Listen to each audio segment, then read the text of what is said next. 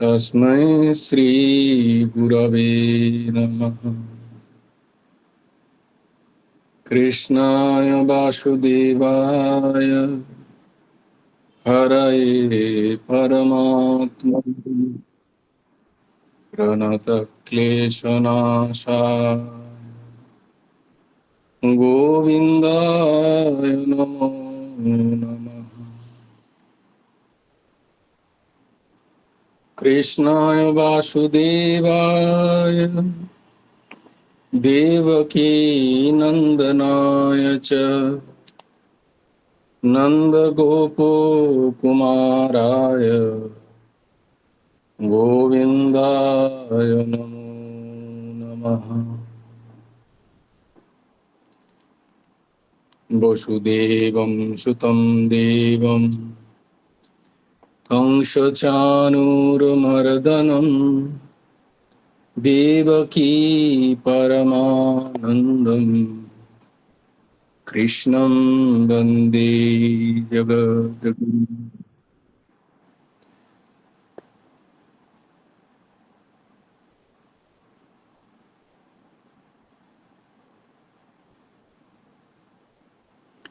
ॐ सच्चिदानन्दरूपाय गुरवे बुद्धिसाक्षिणे श्रीहेमन्तो वरिष्ठाय नमो क्लिष्टकर्मणे। ॐ सच्चिदानन्दरूपाय कृष्णाय क्लिष्टकर्मणे नमो वेदान्तवेद्याय गुरवे बुद्धिसाक्षिणे। श्रीकृष्णचैतन्यं भगवन्तं कृपार्णवं प्रेमभक्तिवितारणाथं गौरीशवततारय मूकं करोति वाचालं पङ्गुं लङ्घयति गिरिं यत्कृपातमहं वन्दे परमानन्दमाधवम्। नमो नलिननेत्राय वेणुवाद्यविनोदिने राधाधरो सुधापानु शालिने वनमालिने बरहापीरं नटवरवपुः कर्णयो कर्णिकारं बिभ्रद्वासो कनककपिशं वैजयन्तीं च मालां रन्ध्रान् वेणोधरसुधया पुरयन् गोपवृन्दे बृन्दारण्यं सपदरमणं प्राविशद् गीतकीर्तिः। जयति परशरसूनो सत्यवती हृदयनन्दन व्यास जस्यास्य कमलगलितं वाङ्मयमृतं जगत् शिवोति। नारायणं नमस्कृत्य नरं चैव नरोत्तमं देवीं सरस्वतीं व्यासं ततो जयो मुदीरये। वाञ्छाकल्पतरुभ्यश्च कृपा सिन्धुभ्यो एव च पतितानां पावनेभ्यो वैष्णवेभ्यो नमो नमः।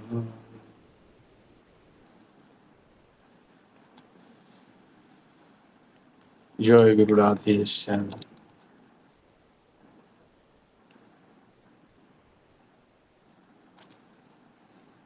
আজ আমাদের ভাগবত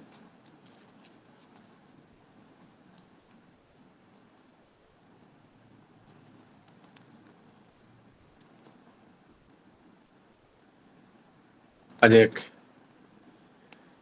সত্যি ঘটনার কথা বলি তোমাদের। একবার রাজস্থানের একটি জায়গার নাম আছে আলোয়ার।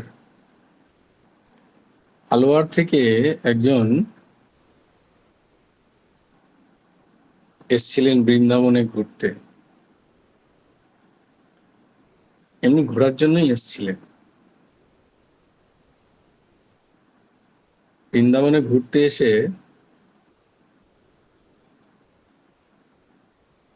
তখন প্রিয়া দাসজি, যিনি ভক্তমালের টিকা রচনা করেছেন,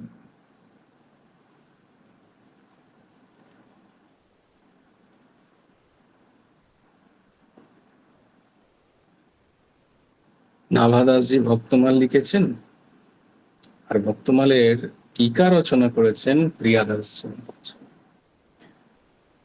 তো তিনি কথা করতেন, তো নিজের রচিত ভক্তমাল মানে রচিত তো নাভাদাসজি মহারাজের, টিকা করেছেন, তার উপরই তিনি কথা করতেন, বিভিন্ন ভক্তদের কথা তিনি শোনাতেন সবাইকে। তো সেই রাজস্থানের ওই ব্যবসায়ী খুব সম্ভবত, তো তিনি ওই প্রিয়াদাসজির যখন কথা হচ্ছিল তখন সেই কথায় তিনি গিয়ে হাজির হন। তো তিনি বলছেন যে আমি তো শ্রীমৎ ভগবত গীতার কথা শুনেছি, রামায়ণ শুনেছি, রামচরিত মানুষের কথা, ভাগবতও শুনি, শ্রীমৎ ভাগবত, তো এটা কি কথা হচ্ছে? বলছে এটি ভক্তমালের কথা হচ্ছে, ভক্তদের কথা। ভক্তমাল মানে ভক্তদের মালা, তাই ভক্তমাল। তো বলে এটা ভক্তদের যত কথা আছে সব এতে আসছে। আর প্রিয়াদাসজি এত সুন্দর তার নিজের টিকা রচিত, সেইটাই তিনি সবাইকে শ্রবণ করাতেন, অতি মনোরম সেই কথা, ভক্ত কথা। তো শুনতে শুনতে তিনি এটা শুনেছেন যে যদি কোনো ভগবানকে যদি সরাসরি তাকে ডাকা হয়, তাকে সরাসরি পাবো কি পাবো না তার সেরকম কোনো গ্যারেন্টি নেই। কিন্তু যদি কোনো ভক্তের শ্রীচরণ ধরে কেউ, যারা ভগবানকে ভালোবেসেছে, কোনো ভাগবতের শ্রীচরণ, কোনো মহাপুরুষের শ্রীচরণ যদি কেউ আশ্রয় নেয়, তাহলে বলছে ভগবানকে পাওয়া সোজা। এরমটা তিনি শুনেছেন।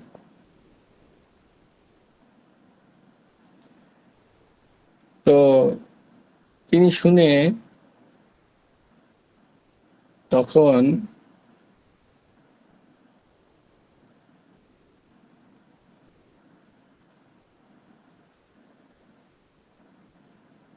তিনি চলে যাবেন, বৃন্দাবন থেকে আলোয়ার চলে যাবেন।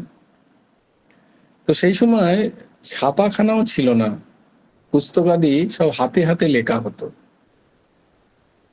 তো তিনি প্রিয়াদাসজির শ্রীচরণে অনুরোধ করেন যে প্রভু আমাকে একটি ভক্তমাল যদি দেন, একটি পুস্তক। বলছে কেন, আপনি কি ভক্তমালের কথা শোনাবেন বা নিজে অধ্যয়ন করবেন, নিজে পড়বেন? বলছে না, আমি এই দুটোই করব না, না আমি পড়বো না আমি শোনাবো।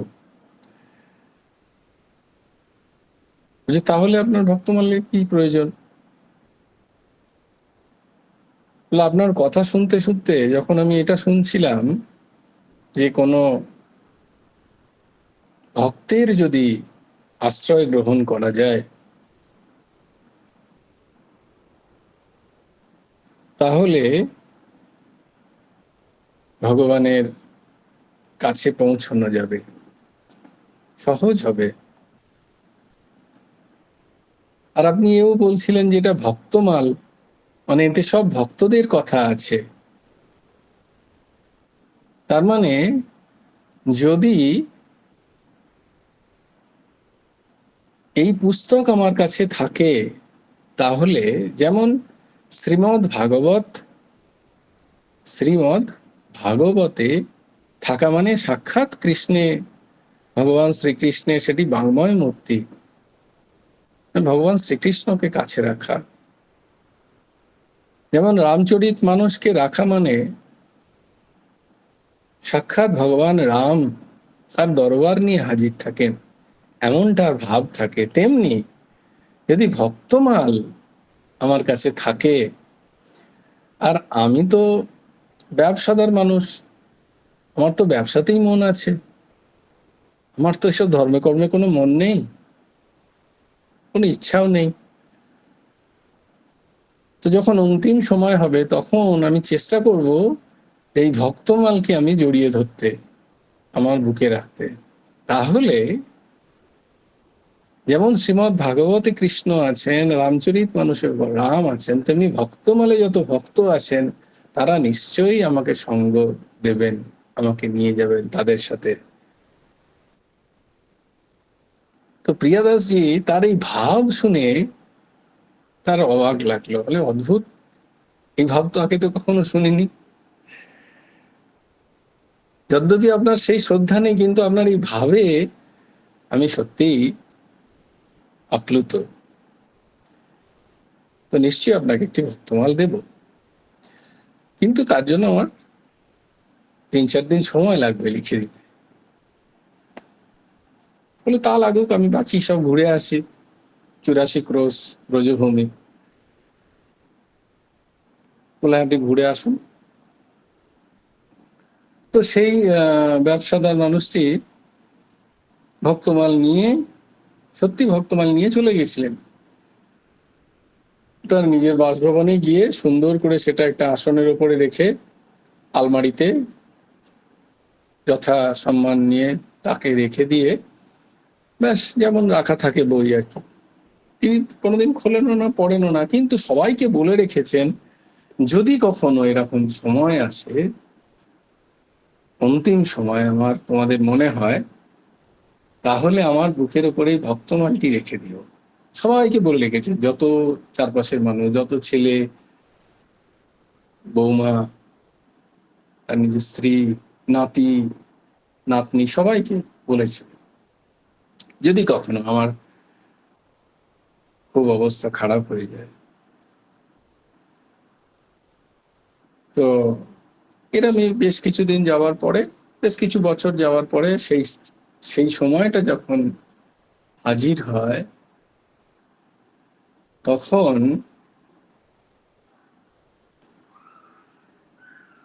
শেষ সময় সে, তার গলা অবরুদ্ধ, কথা বলতে পারছে না।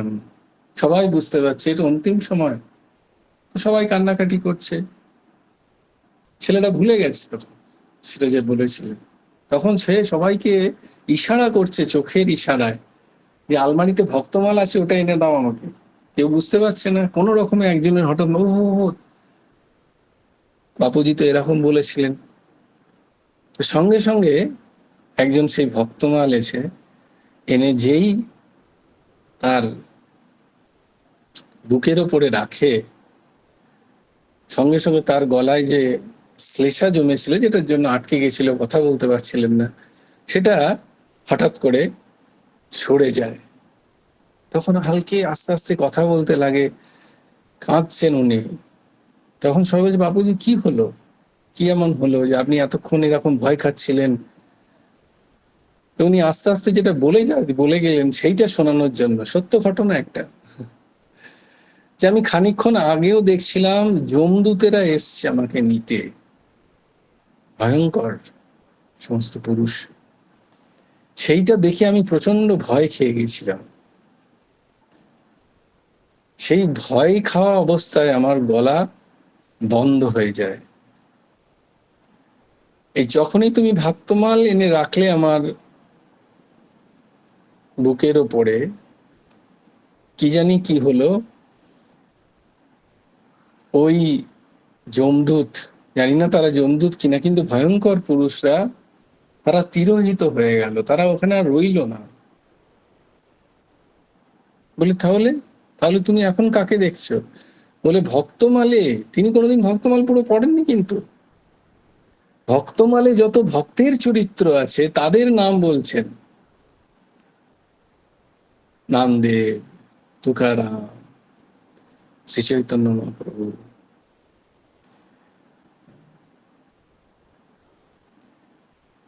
কবির জি, নানক জি, মীরাবাই, সাকুবাই, যত ভক্ত আছে, বলছে তারা সব আমার সামনে, আমি দেখতে পাচ্ছি তাদেরকে আমি সামনে দেখতে পাচ্ছি। তারা দুহাত তুলে আছে, আমাকে বলছে চলে আয়।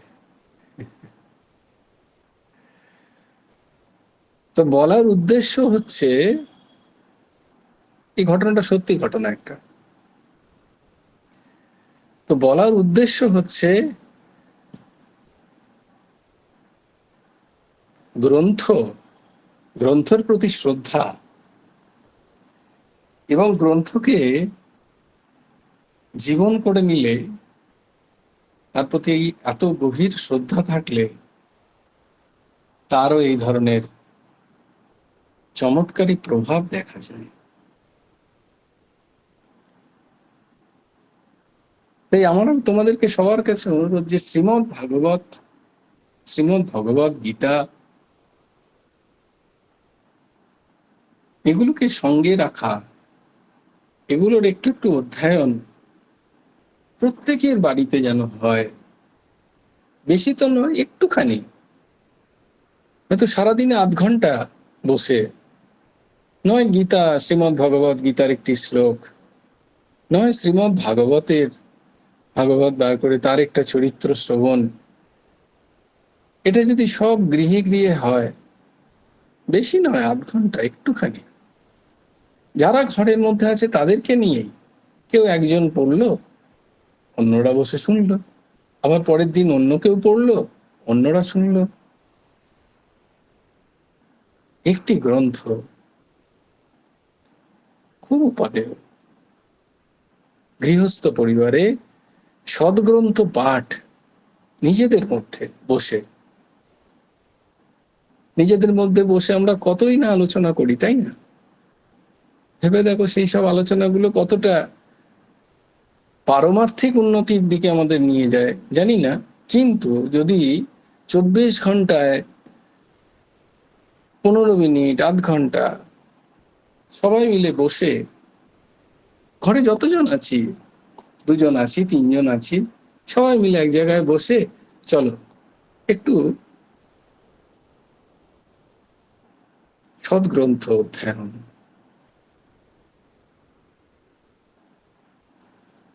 এটা করলে খুব উপাদেয়।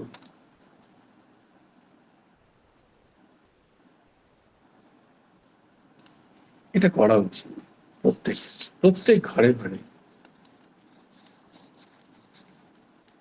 তোমরা যারা বাইরে থাকো, যারা হোস্টেলে থাকো, তোমরাও করতে পারো, তোমরা তো ঠিকই আছে, ক্লাস করছো, বাকি সবই করছো, কিন্তু কখনো যদি সুযোগ হয়, তোমরা একটুখানি এমন পিকনিক করে যে আজকে আমার বাড়িতে রান্না হবে, ভোগ পাবে সবাই, ঠাকুরকে ভোগ দেওয়া হবে, একটু ভগবত চর্চাও হবে, কেউ একজন পড়লো, বাকিরা শুনলাম, আলোচনা হলো। স্পিরিচুয়াল রিট্রিট, এটাকে বলা হয় স্পিরিচুয়াল রিট্রিট, একটু আধ্যাত্মিক একটা রিট্রিট। সেখানে হয়তো বাকি যারা যাদের অতটা সময় নেই, তাদেরকেও ডাকলে, আরে খাওয়ার জন্য তো আয়।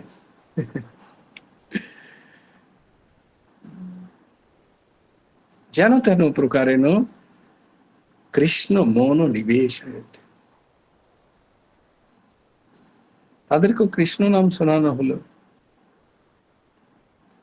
বলো কি নাম, কি লাভ? লাভ হচ্ছে, ভাগবত বলছে যে তুমি যদি কৃষ্ণ নাম শোনাও, তাহলে তুমি হয়ে যাবে সবচেয়ে বড় দানী, তুমি হবে সবচেয়ে বড় লোক। বলে কই, আমাকে তো কেউ বলবে না? বলে কারোর বলার তো প্রয়োজন নেই, ভগবান বলবেন তুমি ভরিদা জানা, ভগবান বলবেন তুমি ভরিদা জানা। তো তোমার ট্রিটমেন্টটা ভগবানের থেকে সেরকম হবে না, সেই সেই লেভেলে হবে, যেমন বড় লোকদের ট্রিটমেন্ট অন্যান্য জায়গায় যেরকম হয় আর কি। কোথাও গেলে গরিব মানুষদের সেরকম কেউ দেখে না, বড় লোকদের দেখো, এই শোন বসুন বলেন। সেমনি হয়তো, যেহেতু তুমি কৃষ্ণ কথা শ্রবণ করিয়েছ,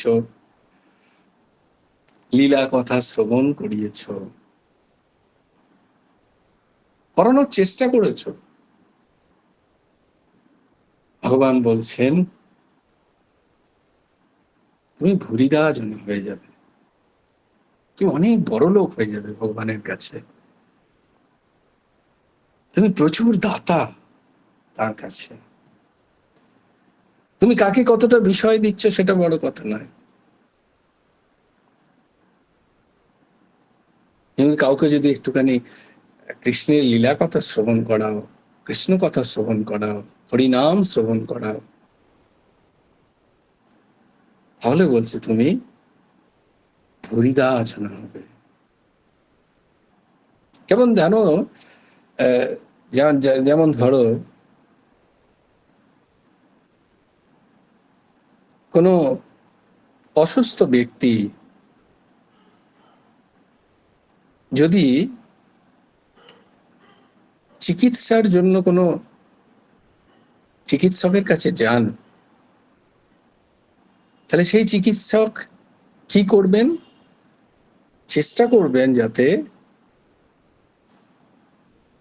অসুস্থ ব্যক্তির একটু আরাম হোক, তার যে রোগ হয়েছে সেই রোগ থেকে সে একটু আরাম পাক। তেমনি ভাবে আমরা যেই সবাই ভবরোগের রোগী, সেই রোগ থেকে আরাম দেওয়ার ওষুধ হলো, ক্রিয়া হলো, চিকিৎসা হলো কৃষ্ণের লীলা কথা। এ ব্যতীত আর কোনো উপায় নেই।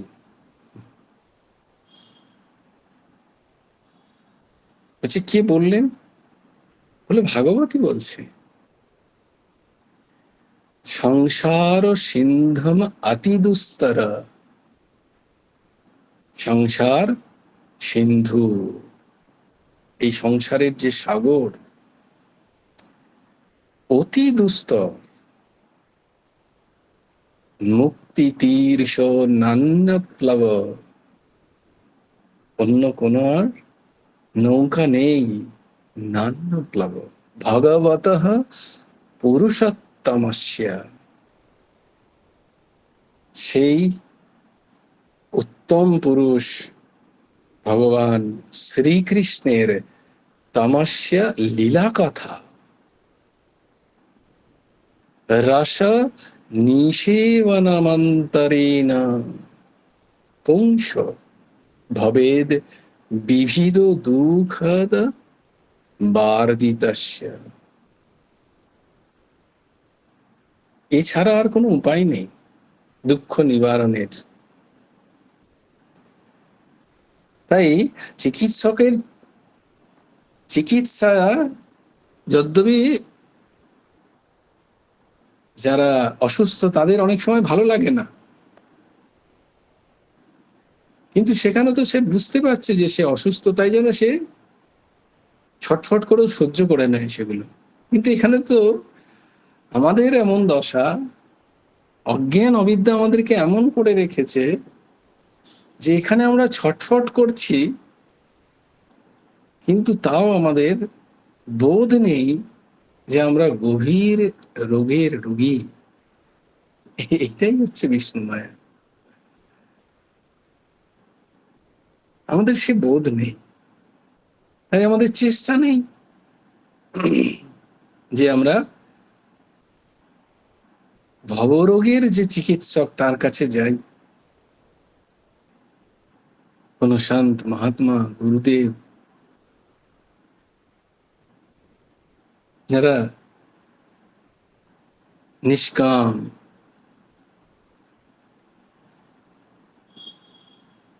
আত্মরাম মহাপুরুষ, এনাদের কাছে গিয়ে ভগবানের লীলা কথা শ্রবণ করি। এছাড়া সংসার জ্বালায় জর্জরিত মানুষের শ্রী ভগবানের লীলা কথা শ্রবণ ব্যতীত, দেখো কারা আমরা জ্বলছি না? একটা মানুষকে বলো যে সংসারের জ্বালায় জ্বলছে না, সে জর্জরিত নয়। বলে তাহলে জ্বলছো তুমি জ্বালায়? বলে হ্যাঁ আমি জ্বালায় তো জ্বলছি। তাহলে কি তোমার রোগ হয়েছে? বলো না সেরকম তো কিছু হয়নি। বলো না না হয়েছে, তাই জন্যই তো তুমি জ্বলছো, তুমি কষ্ট পাচ্ছ। পাচ্ছ কি পাচ্ছ না? হ্যাঁ তা তো পাচ্ছি। তাহলে তো তোমার হয়েছে কিছু একটা, আগে সেটাকে স্বীকার করো। বলে কি রোগ হয়েছে? না, এটা কি বলে ভবরোগ। ভব মানে হওয়া, যা নয় সেইটা হয়ে আছো, এটাকে বলে ভব।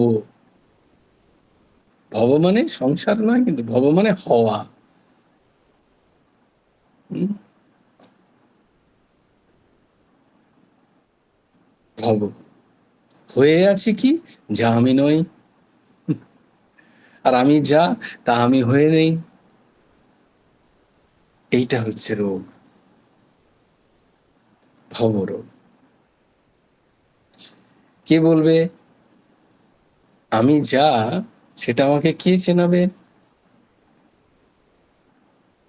না সদ্গুরু। सदगुरु पाए भेद बतावे, हर ज्ञान करे उपदेश। সদ্গুরু কাছে গেলে তিনি জ্ঞান উপদেশ করেন, ভেদ বাতাবে, ও ভেদ বাতাতে हैं। তুমি কি ভেবে রেখেছো নিজেকে, আর দেখো তুমি কি আসলে। তুমি ভব কোথায় হয়ে আছো, আর না ভব, না ভব বিদ্যাতে শত, না শত বিদ্যাতে ভব। গীতায় আমরা পড়েছি সাংখ্য যোগে। এই ভবরোগ, আর তার জ্বালায় আমরা জর্জরিত। যাকেই জিজ্ঞেস করো প্রত্যেকেই বলবে এই কষ্ট সেই কষ্ট, এই প্রবলেম সেই প্রবলেম, এই সমস্যা, সব জায়গায় এক কথা। কিন্তু তাতে কি তুমি কোনো চেষ্টা করছো? না, কোনো চেষ্টা তো নেই। আমি তো ওর মধ্যেই আছি। তাহলে কোথা থেকে কি হবে? তো ভগবান বলছেন, ভাগবত বলছেন যে এই জ্বালা থেকে জর্জরিত মানুষ যারা, তারা যদি এই জ্বালা থেকে বেরোই আসতে চায়, তারা যদি এর থেকে পরিত্রাণ পেতে চায়, তাহলে উপায় একটাই, শ্রী ভগবানের লীলা কথা শ্রবণ। তাই বলছি প্রত্যেক দিন একটু একটু করে ভগবানের লীলা কথা শ্রবণ করো। এ ব্যতীত ভবসাগর পাড়ি দেওয়া অত্যন্ত কঠিন, আর অন্য কোনো উপায় নেই।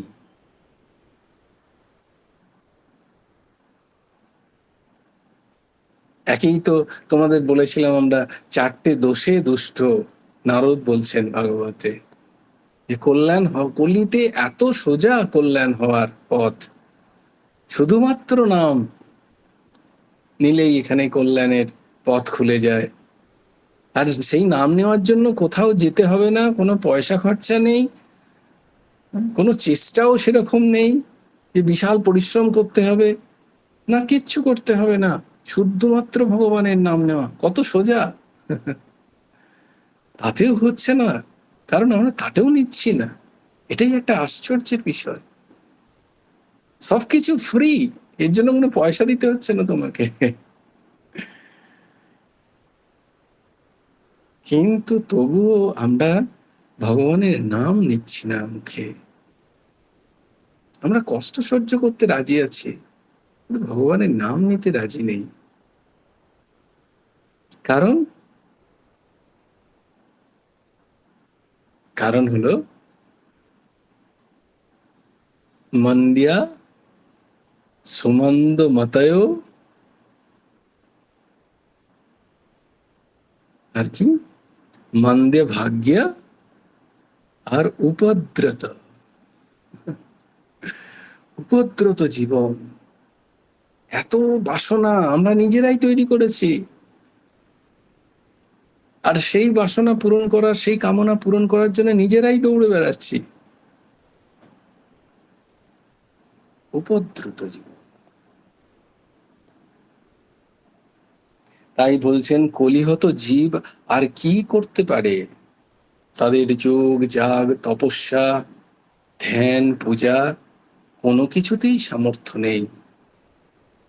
তাই মহামুনি বেদব্যাস কলিযুগের সংসারী নরনারীকে উদ্ধার করার জন্য শ্রী ভগবানের লীলা কথামূলক এই গ্রন্থ ভাগবত গ্রন্থ রচনা করলেন। দেখো, শুদ্ধ এই গ্রন্থের আশ্রয় করে ভগবানের লীলা কথা শ্রবণেই যদি আমাদের মন লেগে যায়, তাহলেও আমাদের এই ভবসাগর পাড়ি আমরা অতি সহজে দিতে পারবো।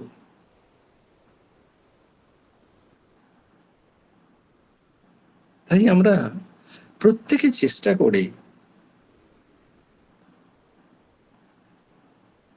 নিজেদের সেবার দ্বারা ভক্তিপূর্ণ, শ্রদ্ধার দ্বারা ভক্তিপূর্ণ একটা মন তৈরি করে।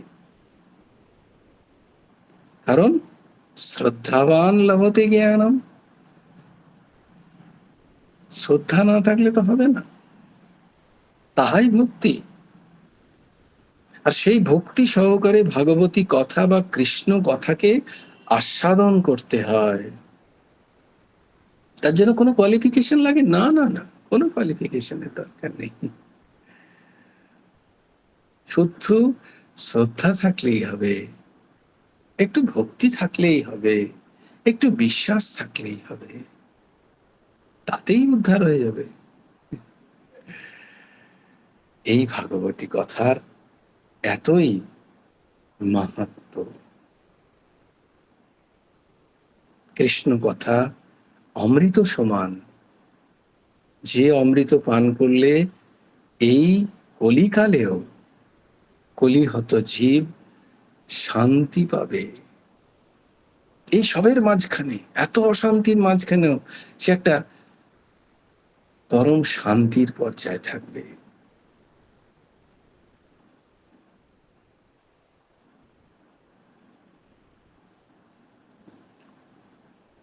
তো চয়েস ইজ ইউজ। তো পছন্দ আমাদের করতে হবে, আমাদের আমরা কি চাই। তাই ভাগবতী কথা প্রত্যেক দিন শ্রবণ করো, অবশ্যই একটু একটু। জয় জয় শ্রী রাধে, জয় জয় শ্রী সীতারাম, হর হর মহাদেব। ভজ গুরু হেমন্ত দেব রাধেশ্যাম, জপ হরে কৃষ্ণ হরে রাম,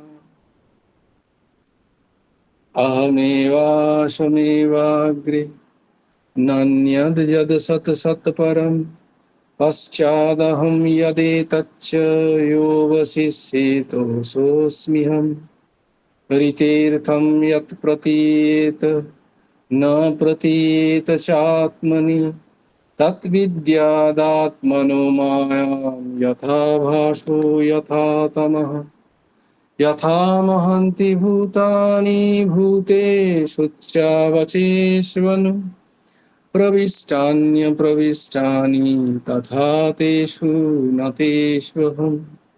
एतावदेव जिज्ञास्यं तत्त्वजिज्ञासुनात्मनः, अन्वयव्यतिरेकाभ्यां यत्सत् सर्वत्र सर्वदा। वंशी विभूषितकरान्नवनीरोदाभा, पीताम्बरादरुणबिम्बफलधरोष्टा, पूर्णेन्दुसुन्दरो मुखादरविन्दनेत्रा। कृष्णात् परात् किमपि तत्त्वमहं न जाने, ध्येयं सदा परिभवग्नमभीष्टदोहं। तीर्थास्पदं शिवविरिञ्चिनुतं शरण्यम्, भृत्यार्ताहं प्रणतपालो भवाब्धिपोतं। वन्दे महपुरुषते चरणारविन्दम्। त्वक्ता सुदुत्वज सुरेप्सिसुराज्यलक्ष्मीं, ধর্মিষ্ঠ আর্যবচসা যদগাধরন্ন মায়াं মৃগं দয়িতয়প্সিতমন্বধাবৎ বন্দে মহাপুরুষতে চরণারবিন্দম। নমো ব্রহ্মণ্যদেবায় গো ব্রাহ্মণ্যহিতায় চ জগদ্ধিতায় কৃষ্ণায় গোবিন্দায় নমো নমঃ। কৃষ্ণায় বাসুদেবায় হরয়ে পরমাত্মনে প্রণতক্লেশনাশায় গোবিন্দায় নমো নমঃ।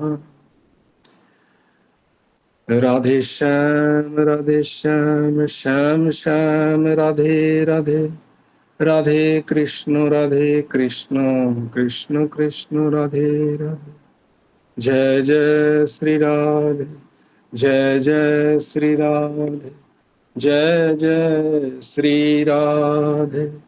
হরি বল, হরি বল, হরি হরি বল। জয় গুরুদেব, জয় গুরুদেব, জয় গুরুদেব।